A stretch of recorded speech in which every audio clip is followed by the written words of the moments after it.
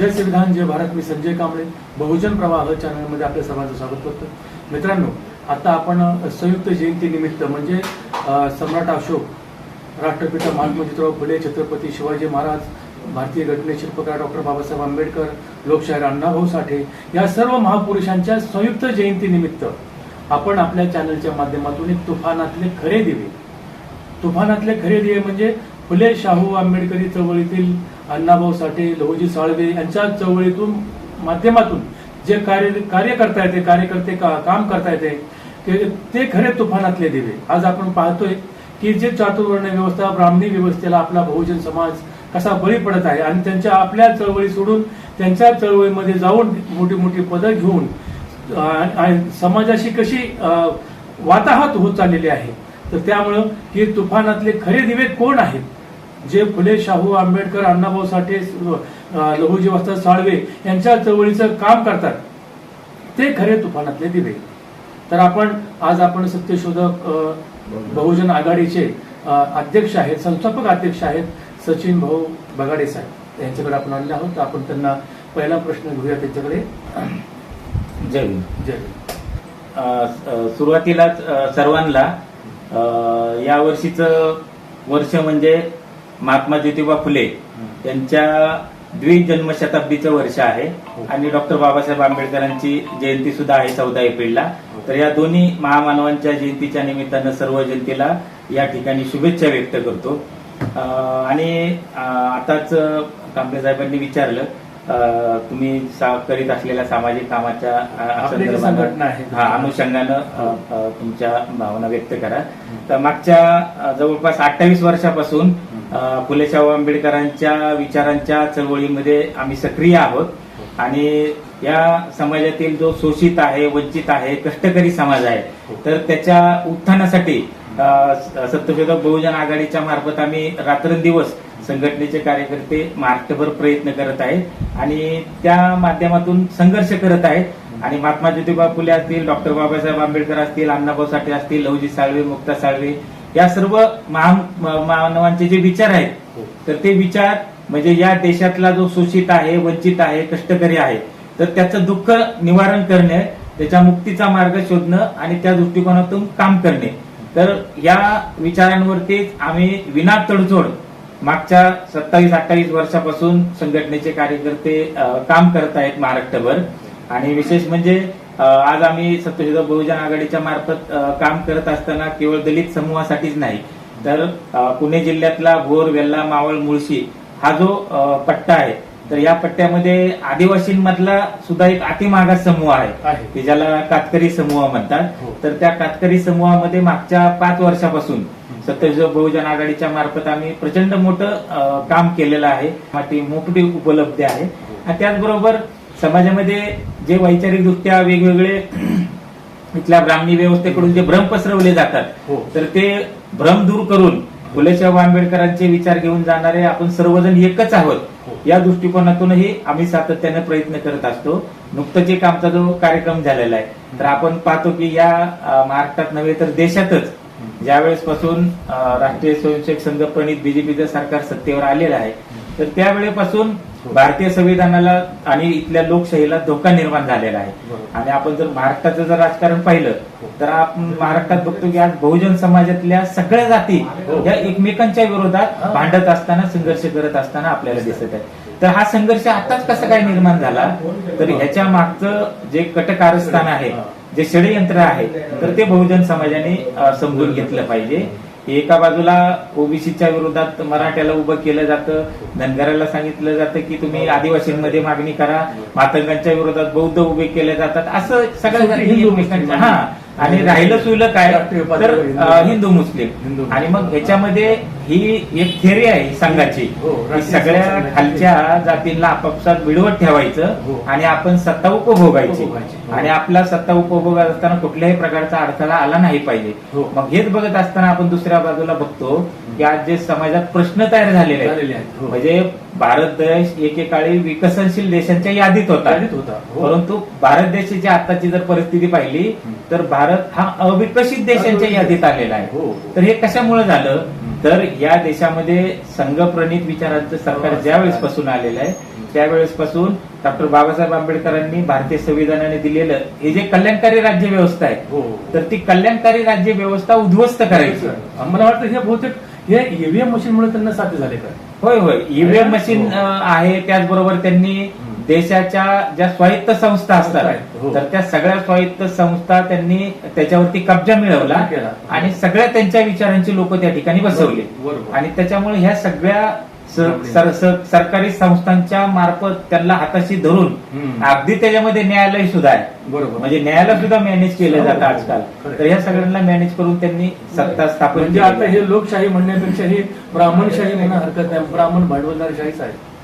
खरं तर आम्ही म्हणतो तसं हो. की आणि अण्णाभाऊसाठी सांगायचे की छोट्या छोट्या पातळीवरती हो. आज लोक चळवळीचे कार्यकर्ते कुजबुजत आहेत सुद्धा. हो. आणि आज ब्राह्मण समाजाचे लोक सुद्धा हळूहळू म्हणतायत हो. की पेशवाई नंतर बऱ्याच वर्षांनी आमचं सरकार आलेलं आहे. हो. आणि त्यामुळं ब्राह्मणशाहीचं. आताचं जे हे सरकार आहे हे ते ब्राह्मण. पूर्णपणे ब्राह्मणशाही आणि भांडवलशाहीचं हित जोपासणारं सरकार आहे. सरकार आहे. हो.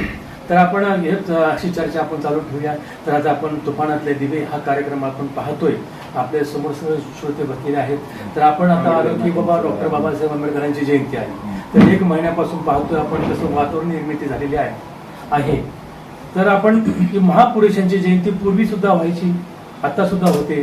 पूर्वीच्या जयंतीमधून काहीतरी साध्य व्हायचं किंवा लोकांना जे आनंद उत्सव असायचा की बाबा जयंती आली महापुरुषांची, नाही का. आणि आताच्या जयंतीचा जो फरक पडलेला आहे, जी फॅड संस्कृती आलेली आहे, हे फ्लेक्स वगैरे हे ते नाही का असं. तर ही जयंती डॉक्टर बाबासाहेब आंबेडकरांची जयंती संपूर्ण भारतात तर होती, विश्वात होती, सगळीकडेच होती. त्याबद्दलचं दुमत नाहीयेच. आणि मग या जयंतीचं स्वरूप आणि जयंती कशी करावी जरा आम्हाला मार्गदर्शन करावं. डॉक्टर बाबासाहेब आंबेडकरांची जयंती साजरी करत असताना खरं तर सध्या बाबासाहेबांची जयंती जगभरामध्ये साजरी केली जाते. हो. परंतु जगभरामध्ये एक वैचारिक पद्धतीने साजरी केली जाते. परंतु आपल्या महाराष्ट्रामध्ये जर आपण पाहिलं की जयंतीला थोडस वेगळ्या प्रकारचं स्वरूप इथल्या व्यवस्थेने आणण्याचा प्रयत्न केलेला आहे. म्हणजे बाबासाहेबांचा जयंतीचा उत्सव म्हणजे आपल्या सर्वांसाठी आनंदोत्सवच असतो आणि आनंद आपण साजरा करायचाच असतो. परंतु तो स्वाभिमानी पद्धतीने आपण आपली जयंती साजरी केली पाहिजे. कारण आपण पाहतो की जयंतीच्या कार्यक्रमाला सत्ताधारी पक्षाचे नगरसेवक असतील, आमदार खासदार असतील, लाखोनी वर्गणी देतात आणि लाखोनी वर्गणी दिल्यानंतर त्या वर्गणीचा विनियोग कशा पद्धतीने केला जातो तर त्याचा विनियोग हा 2-2, 3-3 लाख रुपयाचा डीजे लावण्यासाठी केला जातो. आमचं तेच म्हणणं आहे. यामुळे बाबासाहेबांचे विचार मागे पडतात. म्हणजे बाबासाहेब स्वतः म्हणाले की माझ्या नावाचा जयजयकार करण्यापेक्षा माझे अपुरे कार्य पूर्ण करा. मग हे कसं काय? तेच आहे. म्हणजे हे वेगळं पडते ना. व्यवस्था ही जाणीवपूर्वक करत असते. आता माझं तेच म्हणणं आहे की कार्यकर्त्यांना तुम्ही जे सत्ताधारी राजकीय लोकांकडून वर्गणी घेतात तर त्यांना तुम्ही कोणता कार्यक्रम आहे सांगा बरं. तुम्ही सांगा की बाबासाहेबांच्या जात्यांताचं विध्वंसन या पुस्तकावरती चर्चा आहे, भारतीय संविधान या पुस्तकावरती चर्चा आहे, असं तुम्ही सांगा. ते पैसे देत आहेत का बघा. ते पैसे कशासाठी देत आहेत? तुम्ही डीजे लावा आणि नाच गाणी करा फक्त, यासाठी ते पैसे देत आहेत. हा, बाबासाहेबांच्या जयंतीचं स्वरूप जे आहे जे वैचारिक स्वरूप आहे तर ते त्यांना बदलायचं. आणि त्यामुळं बाबासाहेबांची जयंती साजरी करत असताना एका बाजूला आनंदोत्सव साजरा केलाच पाहिजे. आपण वर्षातून एकच दिवस असतो तो की आपल्याला आनंदोत्सव साजरा करायचा असतो आणि इतर दिवशी तर आपण वाचतच असतो. आणि आता काही जण म्हणतात की वाचून जयंती साजरी केली पाहिजे वगैरे, हा पण अतिरेक आहे. तर आपण आंबेडकरी चळवळीची माणसं असे आहोत की आपल्याला काय कुठला दिवस असा नसतो, तर आपण 365 दिवस बाबासाहेबांच्या आणि फुलेंच्या विचारांवरती काम करणारे माणसं आहोत. फक्त तेवढा एक दिवस असतो आपल्याला तो आनंदोत्सव साजरा करण्याचा, तोही आनंदोत्सव साजरा करावा. परंतु ती जयंती स्वाभिमानी पद्धतीने केली पाहिजे, आपल्या बळावरती केली पाहिजे, आपल्या बळावरती केली पाहिजे, विचाराने केली पाहिजे. तर मागच्या प्रश्नाला एक जोडून या ठिकाणी सांगतो की मगाशी मी म्हटलं की जाती जातीत भेद निर्माण करण्याचा प्रयत्न केला जातो आणि आपण सर्व बहुजन समाजाला फुले शाहू आंबेडकरांच्या विचारांनी एकत्र आपल्याला गुंफायचं आहे आणि या सर्वांचा शत्रू एकच आहे इथली ब्राह्मणी व्यवस्था. तर त्या अनुषंगानं मागच्या 2 महिन्यापूर्वी आम्ही एक पुण्यात कार्यक्रम घेतला. आपल्या सर्वांनाच माहित आहे की व्यवस्थेने जाणीवपूर्वक काय केलेलं आहे की ह्या महाराष्ट्रातला मातंग समाज म्हणजे हिंदुत्ववादी आहे, अशा पद्धतीने ते नॅरेटिव्ह सेट करतात आणि त्यांचं नॅरेटिव्ह सेट करायला प्रवीण तरडे सारखे त्यांचे जे लोक आहेत तरी सिनेमा काढला आणि सिनेमात डायलॉग केला की मातंग समाज आनंदी गेनवरचा आणि त्याच्यात ते वाक्य होते की मातंग समाजाच्या उदरमुठीत हिंदुत्व आहे. म्हणजे काय करतात की ह्याचा परिणाम असा होतो की मातंग समाजाच्या मनावरती सुद्धा बिंबवलं जातं की तुम्ही हिंदुत्ववादी आहे आणि मग त्याचा मेसेज आपोआप बाकी पुरोगामी चळवळीतल्याही समूहावरती होतो की मातंग समाज म्हणजे हिंदुत्ववादी. तर आम्हाला तेच सांगायचं होतं इथल्या व्यवस्थेला की मातंग समाज हा हिंदुत्ववादी नाही, तर मातंग समाज आंबेडकरवादी आहे. म्हणून मग मागच्या 2 महिन्यापूर्वी आम्ही पुणे शहरामध्ये आंबेडकरवादी मातंग परिषद घेतली आणि त्या आंबेडकरवादी मातंग परिषदेला प्रचंड मोठा प्रतिसाद मिळाला आणि त्या परिषदेच्या माध्यमातून आम्ही इथल्या व्यवस्थेला सांगितलं की मातंग समाज तुमच्या विचारांचा वाहक नाही, तर तो आता आंबेडकरवादी विचारांचा वाहक असणार आहे. बरोबर. तर आपण ही चर्चा तुफानातले दिवे ही आपण पाहत आहात आणि आपल्याबरोबर बागडे साहेब आहेत आणि ते आपल्या प्रश्नाची उत्तरही देत आहेत, समाजाला ते उद्घोष करतायत की बाबा चळवळ कशी व्हावी, बाबासाहेबांची जयंती कशी करावी, हा सुद्धा त्यांनी आपल्याला मार्गदर्शन केलेलं आहे त्यांनी. तर आता जाता जाता अजून एक प्रश्न आहे की आज आपण पाहतोय समाजामध्ये SC कॅटेगरीमध्ये जसं बाबासाहेबांनी आरक्षण देताना समजा आम्ही जर हिंदू होतो, महार मांग चांबल हे सगळे जो लोक हिंदू होते, तर आम्हाला देव का नाकारलं, पाणी का नाकारलं, इथल्या व्यवस्थेने माणसाशी स्पर्श सुद्धा नाकारला. मग आता हिंदू कसे म्हणताय, सगळं बाबासाहेबांनी कॅटेगरीमध्ये आम्हाला बसवलं SC ST OBC, कारण आम्ही हिंदू नाही तर म्हणून आम्हाला आरक्षण मिळालेलं आहे. हिंदू असताना तुम्ही आम्हाला पाणी दिलं नाही, आता हिंदू कसे म्हणताय. तर मग आता आपल्याला या प्रश्नावरती सचिन भाऊ बागडे यांनी चांगलं उत्तर दिलेलं आहे. तर आपण आता पाहतोय की आरक्षण SC मध्ये जे आरक्षण दिलेलं आहे 59 जाती आहेत, तर 59 जातीमध्ये आता जे मातंग समाजाचे जे डोके माती फिरवतात, जे अल्पशिक्षित आहेत किंवा धर्माच्या नावाखाली लोक कसे गुंतून राहिले पाहिजेत, तर त्यांच्यामध्ये असा एक संभ्रम विषय त्यांनी पसरवला आहे की तुमच्या सर्व जागा आरक्षण हे बौद्धांनी लाटलेलं आहेत किंवा महार समाजाने घेतलेलं आहेत, असं त्यांनी आरोप करून त्याच्या डोक्यामध्ये एक असा प्रश्न निर्माण केलेला आहे. तर याकडे तुम्ही कसे पाहता? या प्रश्नाकडे खरं तर महाराष्ट्रामध्ये मोठं काम आम्ही आमच्या संघटनेच्या वतीने केलेलं आहे की 2007 सालापासून सलग 7 वर्ष दिल्लीला आम्ही आंदोलन करण्यासाठी जात होतो की वर्गीकरण व्हावं. तर वर्गीकरण होत असताना त्यावेळेसची जी सामाजिक राजकीय परिस्थिती होती, तर ते आमची अशीच भूमिका होती की सामाजिक न्यायाच्या भूमिकेतून ज्या समान पद्धतीनं वाटप झालं पाहिजे आणि समान पद्धतीनं वाटप होत नाही, तर त्यामुळं सामाजिक न्यायाच्या भूमिकेतून वर्गीकरण झालं पाहिजे अशी आमची भूमिका होती. परंतु नंतरच्या कालखंडामध्ये आपण पाहतो की 2014 नंतर जे बीजेपी सरकार सत्तेवरती आलं आणि बीजेपी सरकार सत्तेवरती आल्यानंतर जर महाराष्ट्राचं आणि देशाचं जर आपण राजकारण पाहिलं तर आपल्याला दिसतं की महाराष्ट्रामध्ये ज्यावेळेस आम्ही वर्गीकरणाची भूमिका घेत होतो, तर तुम्ही जो प्रश्न विचारला तर ऍक्च्युअल तशा पद्धतीचा एक भ्रम तयार केला जातो आणि नॅरेटिव्ह सेट केलं जातं. परंतु आम्ही फुले शाहू आंबेडकरी विचारधारेचे पाईक आहोत, त्यामुळे आम्ही त्या संदर्भात वेगळी भूमिका घेतली होती. आमची भूमिकाच अशी होती की या 2 भावांचीही असमाधानी असण्याची जी भांडण आहेत आणि ह्याच्यामध्ये बाहेरच्यांनी पडू नये आणि इथलं एकूण आरक्षणाच्या लाभाच्या संदर्भामध्ये काय गणित आहे, तर मी पहिल्यापासून सांगत आहे की ज्या वेळेस आरक्षणाच्या लाभाची प्रक्रिया अंमलबजावणीची प्रक्रिया सुरू झाली, तर कसं होतं की आरक्षणाचा लाभ घेण्यासाठीची एक पात्रता असायची आणि त्या पात्रता ज्यांनी प्राप्त केलेली आहे तर तो आरक्षणाचा लाभ घेत होता. उदाहरण तर जर सांगायचं झालं तर तुम्हाला शिक्षक होण्यासाठी डीएड करणं गरजेचं होतं आणि ज्यांनी डीएड केलं तर तो शिक्षक झाला आणि ज्यांनी शिक्षणच घेतलं नाही तर तो कसा काय त्या आरक्षणाच्या प्रक्रियेचा लाभ घेऊ शकतो. त्यामुळं आम्ही म्हटलं की ह्यांनी आरक्षणाचा सगळा लाभ घेतला, आमचं आरक्षण खाल्लं हे अर्धवट आहे, अपुरं आहे, तर ते काय खरं नाही. म्हणून मग आम्ही सातत्यानं अशी मांडणी करत आहोत की ही तुमचं शोषण कुणी केलेलं आहे? तुम्हाला ज्ञान, सत्ता, संपत्ती, प्रतिष्ठेपासून कुणी अलिप्त ठेवलेलं आहे? तर इथल्या व्यवस्थेने ठेवलेलं आहे. ब्राह्मणी व्यवस्थेने त्याच्यामुळे इथली जी व्यवस्था आहे ती व्यवस्था तुमचा शत्रू आहे. आणि त्या व्यवस्थेच्या विरोधामध्ये तुम्ही संघर्ष केला पाहिजे, ही भूमिका घेऊन आम्ही काम केलं. आणि त्याच्या पुढचं सांगतो की ज्यावेळेस 2014-15च्या दरम्यान महाराष्ट्रामध्ये सुद्धा अशी एक मातंग आणि बौद्ध यांच्यामध्ये थोडीशी परिस्थिती एक वेगळी तयार झाली होती की काही वाद तयार होतील अशी. आणि त्यावेळेस मग आम्ही वंचित बहुजन आघाडीचे राष्ट्रीय अध्यक्ष ऍडव्होकेट बाळासाहेब आंबेडकर यांच्याशी चर्चा करून त्यांच्या समवेत आम्ही 2016ला आंबेडकर सांस्कृतिक भवन पुणे आणि नाशिक 2018 साली 2 कार्यक्रम घेतले.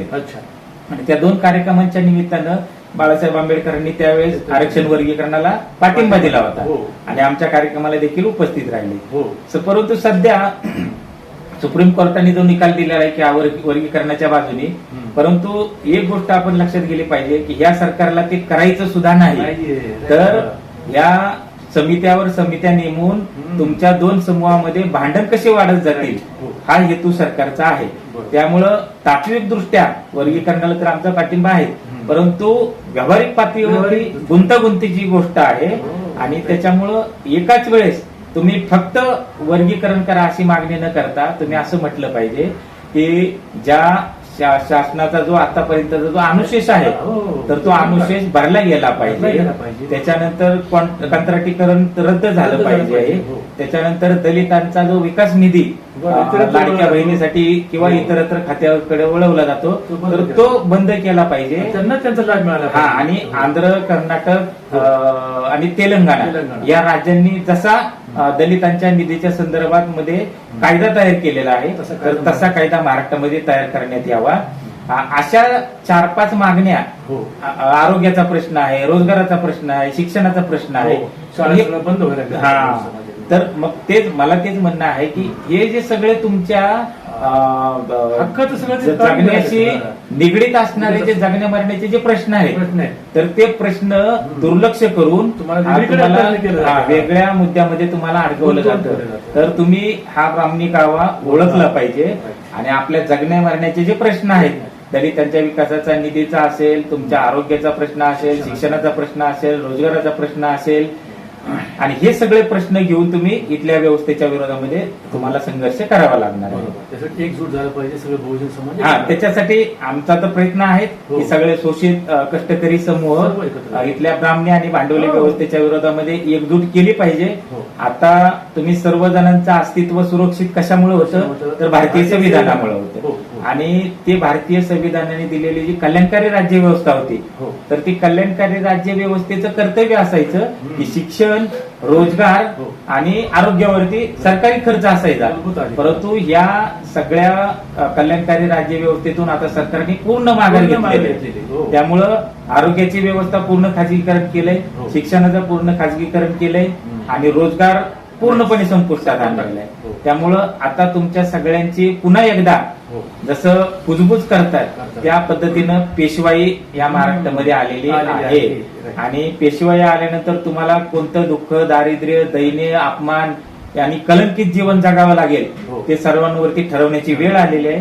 त्यामुळे सर्वांनी वेळीच इथला ब्राह्मणी कावा ओळखून आपल्याला समग्र शोषित वंचित कष्टकऱ्यांचं एकजूट करून इथल्या व्यवस्थेच्या विरोधामध्ये आपल्याला संघर्ष करावा लागणार आहे. गुड. तर आपण पाहतोय की बाबा बगडे साहेबांनी किती छान प्रकारे आपल्याला मार्गदर्शन केलेलं आहे, प्रश्नाची उत्तरं दिलेली आहेत. तर जाता जाता शेवटचा एक प्रश्न आहे किंवा आपण एक नाही का, आज आपण डॉक्टर बाबासाहेब आंबेडकरांची जयंती साजरी करतो तर त्यांचा एखादा सुविचार वगैरे काहीतरी सांगा.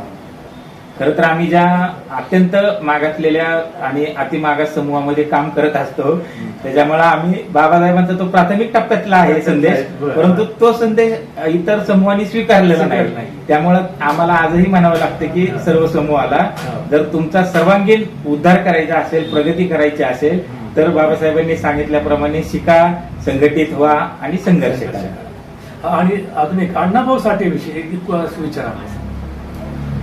अण्णाभाऊंनी खरं तर साहित्य क्षेत्रात, सामाजिक क्षेत्रात कामगारांसाठी प्रचंड मोठं अण्णाभाऊंचं काम होतं. आणि अण्णाभाऊंनी त्यांची जी जगप्रसिद्ध कादंबरी आहे फकीरा, तर ते आपल्या सर्वांनाच माहिती आहे की ही जगप्रसिद्ध कादंबरी अण्णाभाऊंनी बाबासाहेबांच्या झुंजार लेखनीस अर्पण केलेली आहे. आणि महत्वाचं म्हणजे अण्णाभाऊंच्या सापळा, उपकाराची फेड, बुद्धाची शपथ, सोन्याचा मणी, या 5-6 जर कथा आपण बारकाईने जर वाचल्या तर त्या कथांमध्ये आपल्याला खुलेपणानं बाबासाहेबांचा विचार जो आहे की बाबासाहेबांचा विचार घेऊन पूर्वाश्रमीच्या महार समाजाने कसं इथल्या व्यवस्थेच्या विरोधामध्ये संघर्ष केला, तर त्या संघर्षाचं चित्रण आपल्याला अण्णाभाऊंच्या या कथांमध्ये दिसतं. म्हणून अण्णाभाऊंनी सुद्धा सांगितलेलं आहे की आपल्याला बाबासाहेबांचा विचार स्वीकारावा लागेल आणि बाबासाहेबांचा विचार स्वीकारून आपल्याला इथल्या व्यवस्थेच्या विरोधामध्ये संघर्ष करावा लागेल. जगबदल. हा, त्यामुळं अण्णाभाऊ शेवटी सांगतात की ह्या सगळ्या ह्याच्यातून की एका बाजूला कादंबरी अर्पण करतात लेखनीस, त्यानंतर कथा लिहितात आणि मग शेवटी सांगतात की बाबासाहेबांनी सांगून गेलेले आहेत आपल्या सर्वांना की हे विषमतावादी जग बदलायचं आहे आपल्याला, आणि ते बदलायचं असेल, समतावादी जग आपल्याला निर्माण करायचं असेल तर अण्णाभाऊ म्हणतात जग बदल घालून निघाव, सांगून गेलेत मला बिंदाव. तर आज आपण पाहतोय मित्रांनो की सचिन भाऊ बगाडे यांनी किती छान प्रकारे आपला एक इंटरव्ह्यू मुलाखत दिलेली आहे. आणि आजचे आपल्या तुफानातले खरे दिवे हे सचिन भाऊ बगाडे हे ठरलेले आहेत. आज या ठिकाणी मी तुम्हाला घोषित करतोय आणि तुमच्या कामालाही आमचा सल्यूट आहे आणि हार्दिक शुभेच्छा आहेत. तर मित्रांनो, आपण बहुजन प्रवाह चॅनलवर आहात, तर बहुजन प्रवाह चॅनलला सबस्क्राईब करा, लाईक करा आणि पुढे शेअर करा. धन्यवाद.